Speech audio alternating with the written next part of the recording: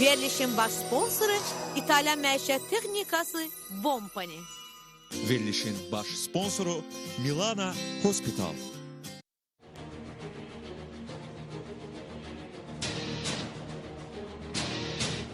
Hanımlar ve cenablar, Tok Show'nun aparıcısı Nurane Güler. Akşamınız xeyir.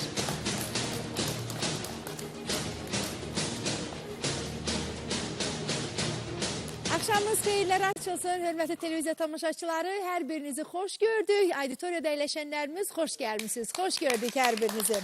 Bizim dəyərli ekspertlərimiz hər birinizi xoş gördük. İradə xanım gördüm, sizi sevindim, xoş gəlmişsiniz.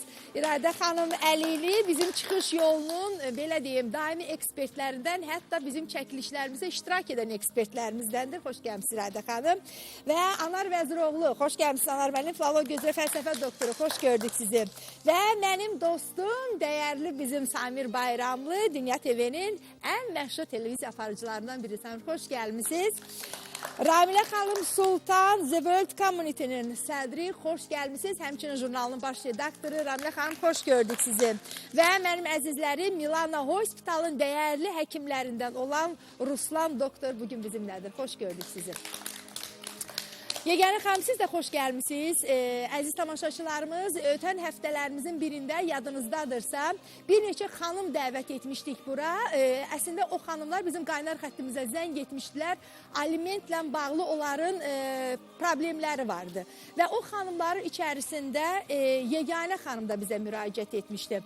Yeganə xanım alimentlə bağlı müraciəti ilə bağlı onun ailəsində, anası ilə bağlı olan problemləri, qardaşı ilə bağlı olan problemləri, ümumiyyətlə onu söyleyeyim ki, Yeganə xanım Şəkidən gəlib, Şəkidən bizə müraciət edib. Artıq Yeganə ikinci dəfədir bizim proqramımıza gəlirsiniz və Yeganənin başına gələn bütün bu hadisələr bizi çox maraqlandırdı. Yəni bir xanımın başına gələcək bu hadisələr, özü də Şəki kimi bir yerdə. Şəki bizim ən gözəl diyarımızdır, Anar müəllim, amma Şəkidə hamı da bir-birini tanıyır.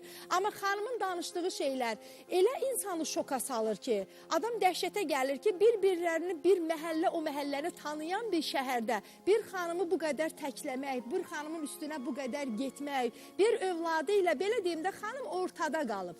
Bax, sözün əsl mənasında budur. Yeganə, mən istəyirəm mikrofonu götürəsiniz.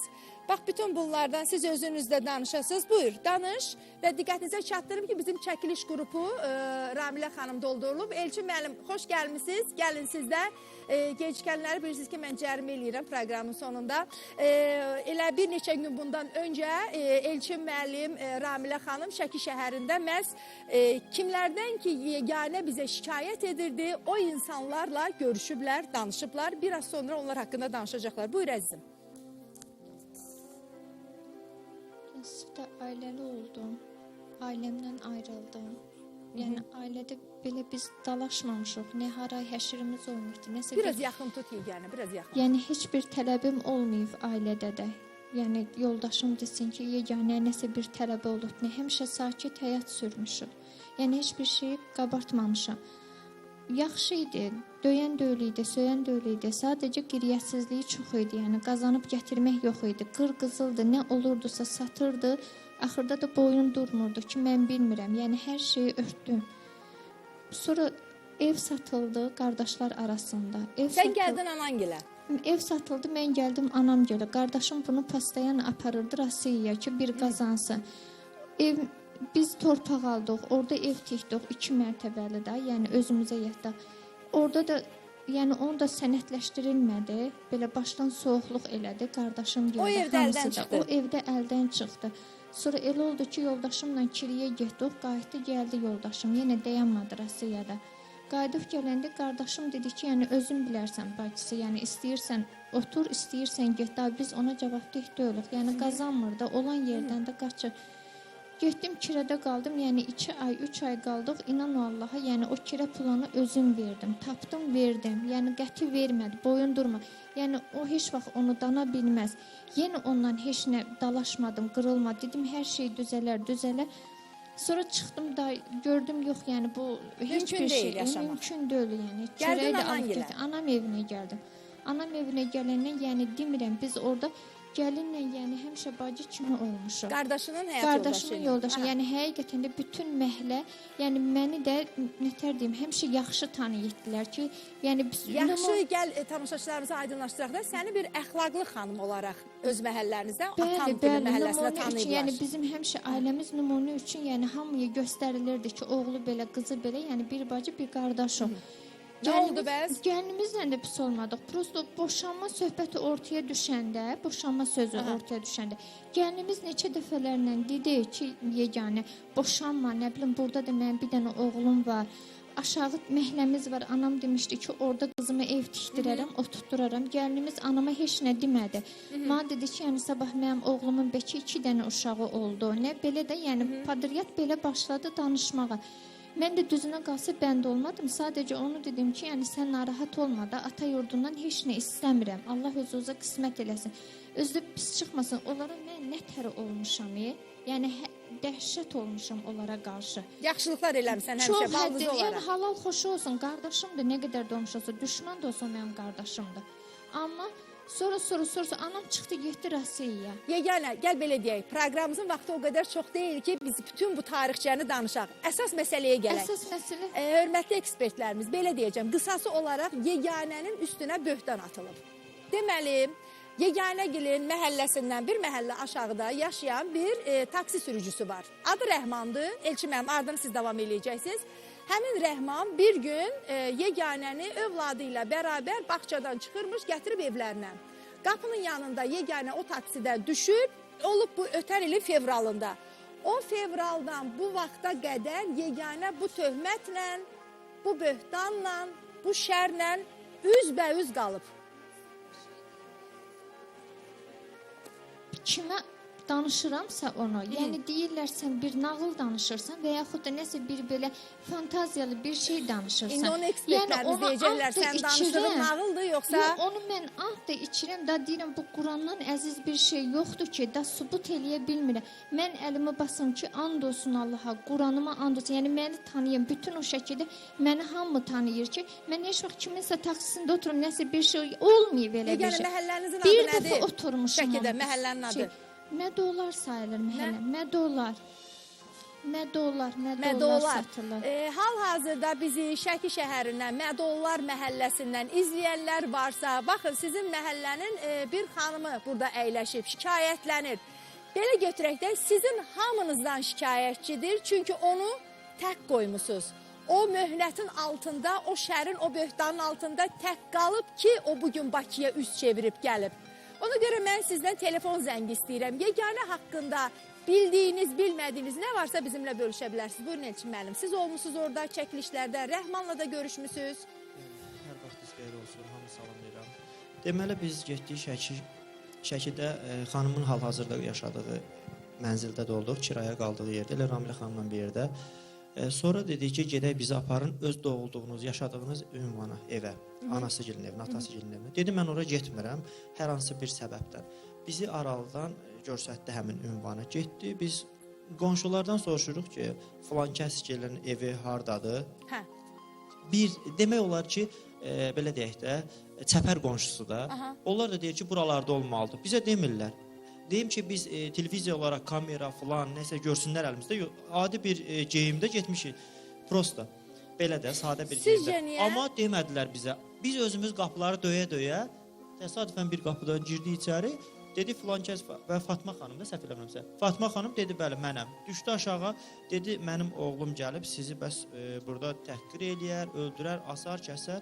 Dedi, narahat olmayın, biz dava eləyən insanlardan deyirik, savadımız, ağlımız, şuurumuz var. Biz söhbət eləməyə gəlmişik sizlə. Sizin övladınız, sizin, belə deyək də, namusunuz, qeyrətiniz, həmin o dediyiniz oğlan, oğlunuzun qardaş bacısıdır. Bacı qardaşdırlar. Necə ola bilər ki, adi bir insan ailəsindən boşananda demirlər bu filan kəsin qızıdır. Deyirlər bu filan kəsin həyat yoldaşıdır. Bəli. Ən azından bəli, boşandıqdan sonra. Ona görə demək istəyirəm ki, bu qardaş o sözü mənə deyə bilməz. Ona görə ki, onun qarşısına bu sözləri deyəndə o təbii ki, lal olacaq. Ana da başladı danışmağa bizə. Danışdı ki, bunlar sujetimiz var. Sujeti verək, ona görə ki, mən sujeti danışmayayım. Olmayan şeylər üstümüzə atdılar, yəni şər böhtandır hamısı. Yəni o deyir ki, mən bağçadan çıxanda bağçanın qabağında gördüm taksini, əl elədim, oturdum taksiyə, gəldi məni düşürtdü evə. Belə olub hadisə. Bəli. Bəli, xanım necə deyib, yəni elə də olub. O məhəllədən keçirmişsiniz. Ondan çox müddət sonra keçəndə oradan sizə bilmirəm, zor tətbiq ediblər, sizi deyəsən döyüblər də orada. Məhəllə uşaqlarından 2 nəfər gəlib, yəni məhəllədən çox uzaqda qaytardılar ki, sən bəs bu xanımgildən çıxırsan. Yəni yalanmışdan da yalan, hamısı yəni şöbədə də təsdiq olunub ki, yalandır. Mənası şər böhtanlar. Siz o küçədən keçməyə qadağan ediblər? Yox, heç nə deməmişdilər. Yəni küçədən keçmək. Bəs siz oradan niyə keçmirsiniz? Mən keçmirəm, istəmirəm. Yəni xanımın üzünə, yalanmışdan şər böhtan atırlar. Nə qala, mən də daha ki məhəllədən fırlanmıram ki. Sizdən kimsə xahiş edib ki, buradan keçmə də, yəni yeganə xanım deyir oradan keçəndə ona deyirlər ki, siz güya onun arxasınca gəlirsiniz. Onun anası ilə də sizin nəsə prinsipiniz var deyəsən, onun anası sizin barədə kimlərəsə nəsə deyir. Yeganə xanımın. Deyib, yəni eşitmişəm ki, o məhəllədən keçsə tutun, nə qarın, döyün, eləyin, belə söhbətlər, yəni eşitmişəm mən özüm də.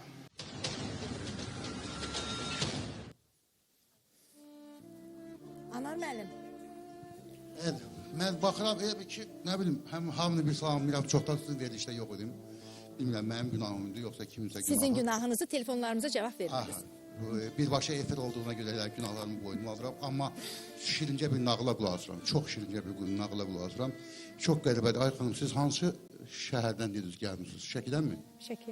Yəni, bütün bu əhvalatlardan yerdə o məmurların xəbəri yoxdur.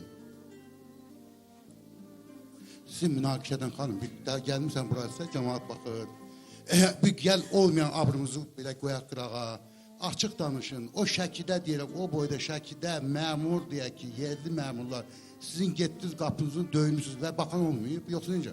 Yox, ailə məsələsi ilə bağlı yerli məmurlara müraciət edib. Nə deyəcəkdir ki, Anar müəllim? Bəli, var. Hər xanımın üstünə böhtan atılıbsa, rayon icra hakimiyyətində bəli, belə bir şöbə var. Onlar məşğul olurlar, bəli.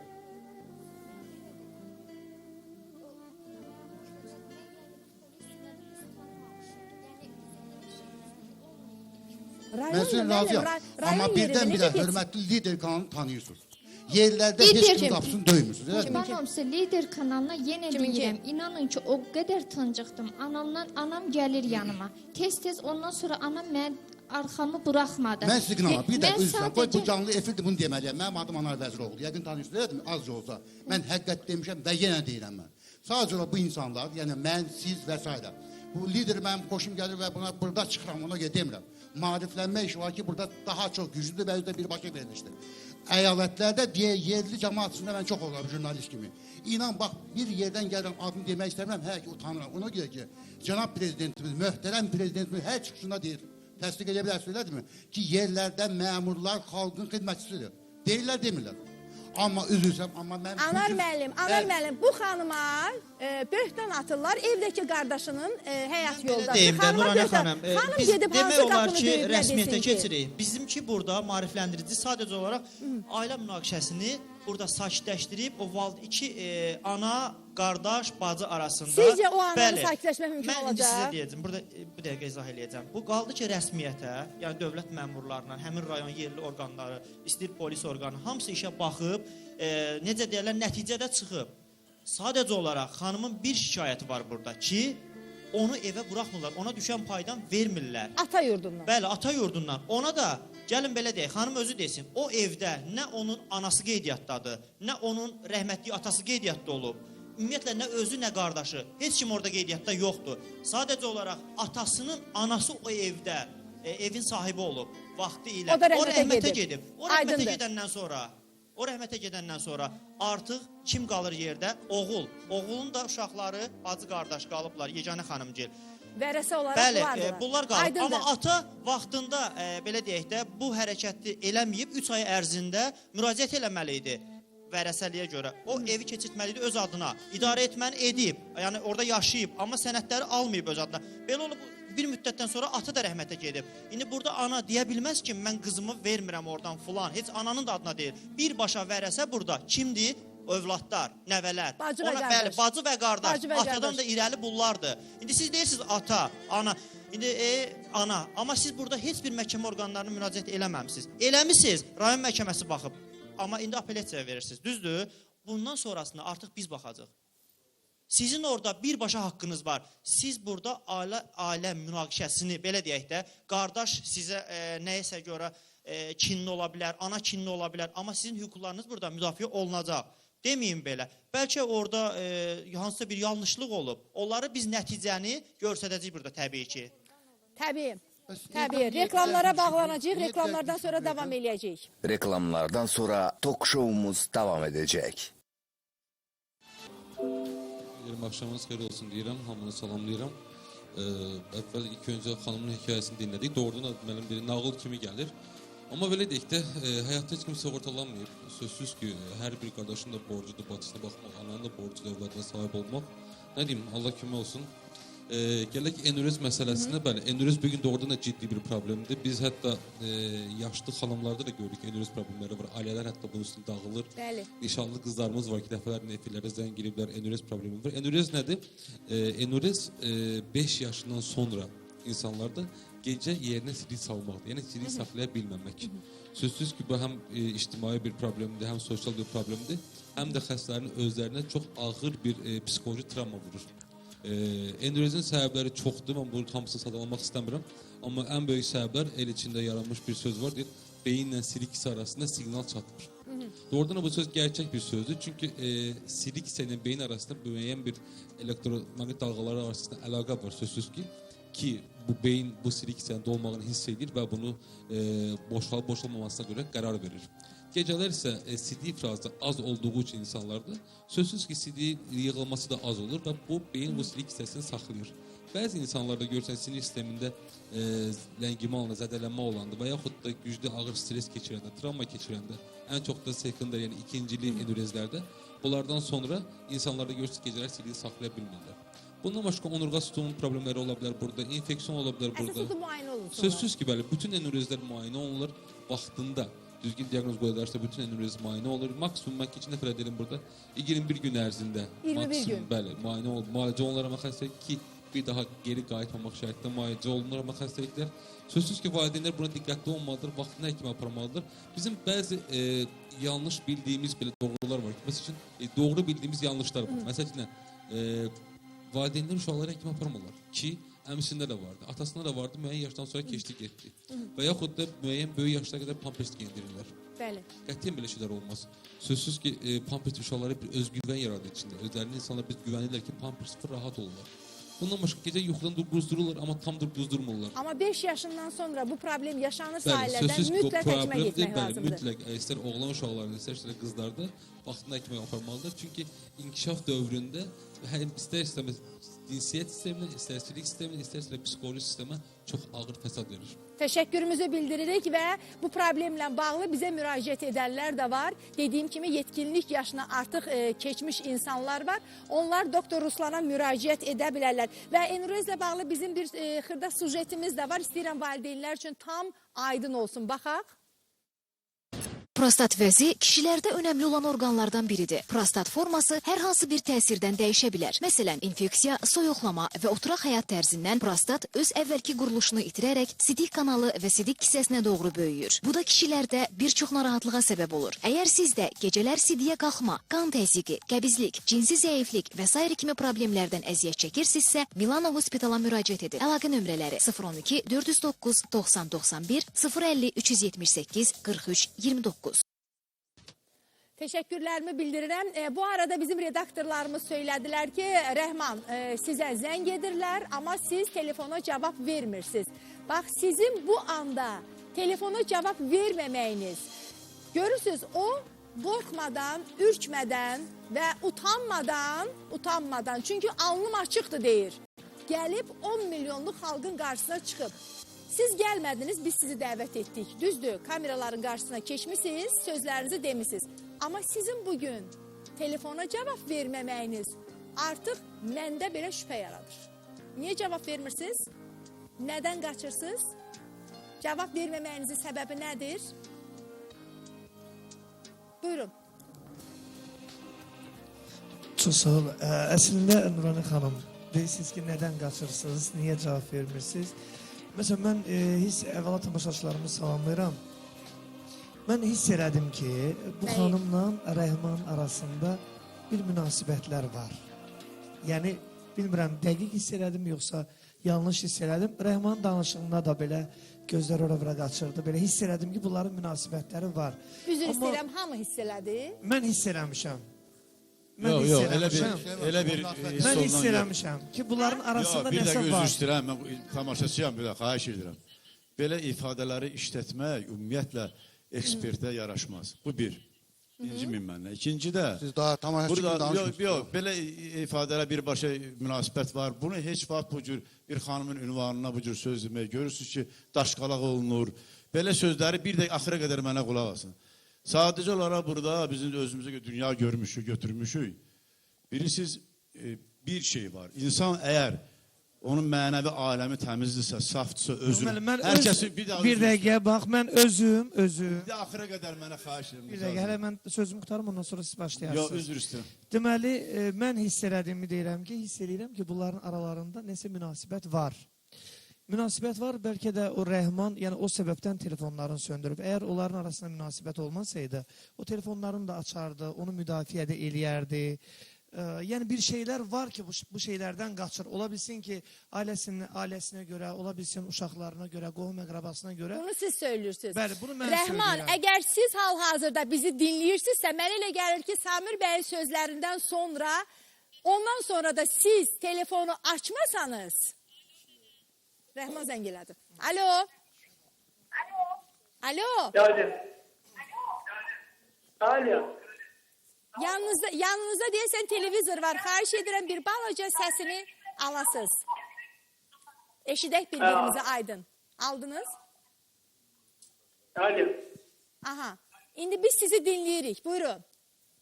Mən sizə nə deməliyəm? Bayaqdan mən sizə qulaq asıram burada televizorda. Oradakı kimsə deyib belə münasibətiniz var, elə var. Alo. Rəhman bəy, bəli. Kimsə kiməsə nəsə münasibət, yəni yaxşılıq var, nəsə münasibət bəsləyəndə demək arada nəsə atnaşın olmalıdır. Aha. Kimsə kiməsə köməkli eləyəndə demək aralarında nəsə olur, elə o həmin oturan ekspertdir kimsə. Nədir? O özü yəqin ki, heylədir, kiməsə yaxşı, yəni kiməsə köməkli eləyəndə özü o münasibətlər ki, hamını da heylə görür. Sual verə bilərsiniz, buyurun. Cavab verim. Deməli, xanım bəyəxları burada deyir ki, bütün məhəllədə, Şəkidə bu söz-söhbət yayılıb. Söz-söhbət deyir ki, o da olmayan yerdən də tüstü çıxmır. Deməli, bu söhbəti belə bir qaynağı var da, bunun qaynaqlandığı bir yer var. Məsəl üçün, indi bu diyor ki, taksiyə də, kim taksiyə minmir ki, belə baxanda? Hamı taksiyə də minir. Hamınıza mikrofon var, buyurun, sərbəstsiz. Mən minmişəm taksiyə. Bax, Allahıman olsun olanını deyirəm. Ondan sonra, yox, bir saniyə, artıq heç bir şey demirəm. Bir saniyə, qohum Niyə heç kim müdafiə eləmir? Bilirsiniz niyə? Bilirsiniz niyə müdafiə eləmirlər? Bir saniyə, mən sizə açıqım, yenə deyirəm, məni orada görənlərin hamısı bilirlər ki, nətər olmuşam. Olduğunu da deyirəm. Mindim taksiyə, bir saniyə, mən mindim taksiyə. Taksidə yenə deyirəm, özümün səhlənkarlığım oldu. Mən həyatı boyu bir saniyə, bax, tövbə eləyib, mən onu öpüb yerə qoydum. Deməli, var qəbahət. Mən hava dumanlı ola, yağışlı ola. Birinci dəfədə həyatımda oğlumla bir bağçadan çıxanda mən taksiyə əl eləyib Rəhmanın taksinə ki, onda Rəhmanın adını da belə bilmirdim. Sadəcə bilirdim ki, bazarda da, Şəkidə də, bax balaca, orada işləyir. Mən oturdum onun taksisində, yenə deyirəm, o Quranıma and olsun. Oradan biz gəlib Pramoy özümüzün qapısında düşmüşük. Qapıda düşəndə yenə deyirəm, gəlinimiz hayasız deyil, gəlinimizə nəyəsə şər atmırıq. Sadəcə gəlinimizin bir xüsusiyyətini bilirəm ki, başını sallayıb, ağıllı, kamalı öz işini görən insandır. Sənə qarşı? Mənə qarşı, mən onu yenə əminliklə deyirəm. Bəli, Rəhman bəy, buyurun. Bu indi deyə bilərlər də, məsələn, kimsə deyər ki, bunlar bir yerdə görsəti, nə vardı. Bu xanımla mən, yəni, köməkli istəmişdi. Rəhman bəy, bir dəqiqə, bir sualıma cavab verin. Xanım evdən qovuldu, düzdürmü? Ana, qardaş, gəlin, heç biri xanımın əlindən tutmadılar. Və yeganə xanım özü şəxsən mənə deyib ki, mənim Şəkidə Gedəcəyim ünvan yeganə Rəhmanın qapısı oldu. Fikir verin. Ona qədər şəhərdə heç bir qohumun qapısını döymədən sizin qapınızı döyüb. Yeganə xanım qohumları. Amma Rəhmanın evinə getməklə bəlkə də o həyatının ən böyük səhvini eləyib. Eləməyib. Sadəcə olaraq qınama olmaz. Rayon yerlərdir. İndi bax bu kişini bilmirəm Rəhman deyir. Kimdir? Nuranə xanım. Yeganə xanımı, yeganə xanımı az qaldığımız cəmaət yeganə xanım evdən qovulanı çox xahiş edirəm. Biz orada olmuşuq, icazə verin də. Mən onu biz qınamıram. orada olmuşuq, icazə verin, biz sözümüzü deyib. Yeganə xanım dəfələrlə evdən qovulanda, əmisi gilə, nə bilim dayısı gilə, əmsi oğlu gilə gedəndə anası gedib, oradan əxlaqsız sözlərlə qızını qovdurub və yeganə xanım uşaqla harda qalmalıydı? Sığınmalıydı Rəhmana. Rəhman da bir otaqlı, biz getmişdik evlərinə, yaşadıqları kirayədə, inanırsınız, bir dənə stol yox idi ki, bizə əyləşək. Ramilə xanım, biz də xanımı sığortalanmamışıq, başımıza belə bir iş gələ bilər. Həmən anda siz onun yerinə olsaydınız, Rəhmanın qapısını gedib döyərdiniz. Amma iş orasıdır ki, böyük səhv eləyib. İstəyirəm Ramilə xanım cavab versin. Ramilə xanım, siz Rəhmanın qapısını döyərdiniz. Xeyr, mən döyməzdim. Çünki mənim əgər Rəhmanla adım çıxıbsa, siz təsəvvür eləyin ki, mən onun qapısını döyməzdim.